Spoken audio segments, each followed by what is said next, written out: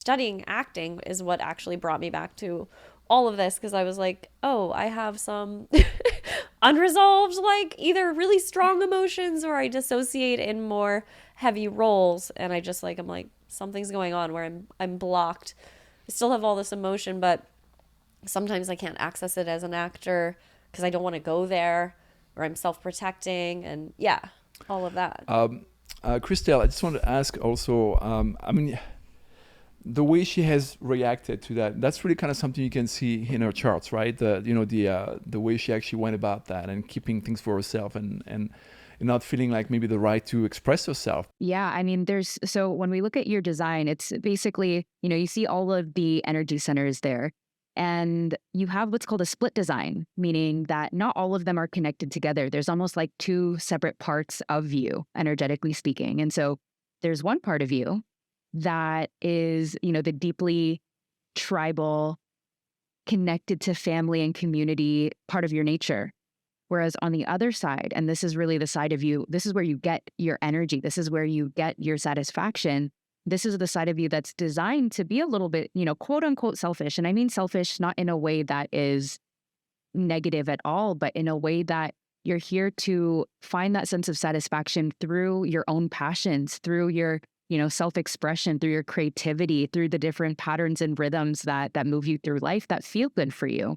The further you push away from those things that you love and that bring you satisfaction and joy, out of whether it's guilt or maybe the mind and logic and external influences from family, friends, etc., that might make you feel like you need to pull away from that. That's when you start to feel, I think you said you felt like a shell of yourself. And that's basically what happens, right? Your body is not generating that energy that moves you forward. It's not generating that same life force that, you know, brings life to your eyes.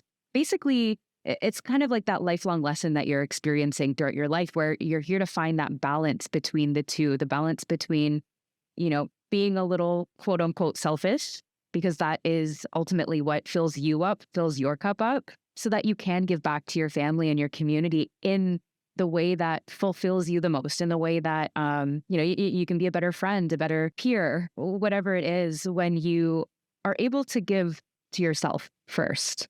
Right? Give a little bit to yourself. And that's where you are able to pour into other projects and things around you. And so, really, the whole, I guess, lesson that I'm seeing, or the path that you're on, is finding that balance between family, community, peers, others, and yourself, and not abandoning one for the other. At the end of the day, when you're surrounded by the right people, and, you can see that in your world around you. If you were to be objective with yourself, you'll see that so many people are supporting you in that. And so, um, I see a lot of that self-forgiveness that needs to take place, and giving yourself that permission to pursue those things, and selfishly. And we all need to be a little bit selfish in some ways. It's a survival mechanism. When you're immersed in your own being, you have that charisma to you. You have that magnetism to you when you're immersed in that. And that's where a lot of the opportunities and a lot of the success comes from. That makes a lot of sense. Like, just from my experience and the times that I felt like most creative, or when I'm like in my own little bubble, and just, yeah, I don't know, able to just like sort of block all of that out, and all the like um needing to be there for everybody else, because if I'm, yeah, giving that energy and all that empathy and whatever, I don't have my own sort of like psychic space to. Yeah. And even from a creative standpoint, when I'm looking at your chart, because I know one of the things that, you're probably wanting as well, is being able to create without that resistance and finding that flow in terms of creation as well. And so one of the things that I see that can block your flow is when you feel like you're creating for someone else only. Let's say, for example, someone comes to you, they see the talents, they see the gifts that you have, but their vision is taking over, and you don't have that creative, I'm going to say creative autonomy to go into your direction. You don't have that voice there. And so sometimes, again, if you feel that obligation to fulfill someone else's project without having that freedom within that space, it can feel a little bit restricting, and it can feel like you're just dragging your feet through the mud in that project. So this is specifically referring to the fifth line in your 5-1 profile. The fifth line is sometimes it takes on the role of the savior, the hero, the one that's here to save the day. And people see you, they project on you that you have the solutions, you have something that they need. You have this magnetism to you that people are drawn to, and they come to you for your solutions, for your help. And the challenge here is that there can also be that dynamic of you wanting to say yes to all these things, right?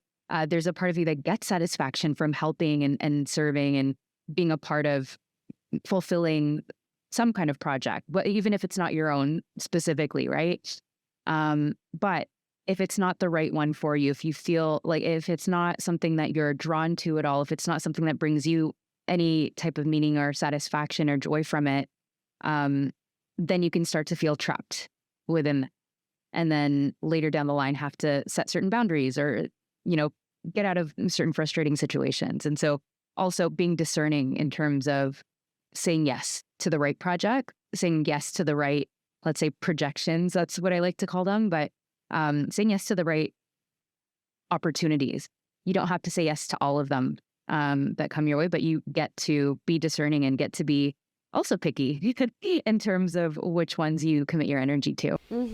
Feels like, a balance, be a good thing where you can actually get, that kind of part of yourself who wants to be with people and help people and kind of, be part of the tribe and also, having your time for yourself to do your acting and do, your art and whatever feels fulfilling to you as well. Because I think it's more like a combination of both that would make you really feel happy. Yeah, I think yeah, it's a real definitely. combination. So, Yes, I wouldn't be happy if I was like just doing art stuff. No, like family, community, all of that is also, and like just enjoying life. I think I don't know if that's in my chart. I'm just like, sometimes I feel that I don't have that much ambition, because like I do actually, but then I really like to just like be present and take life moment by moment and like value what's going on, in what we're living.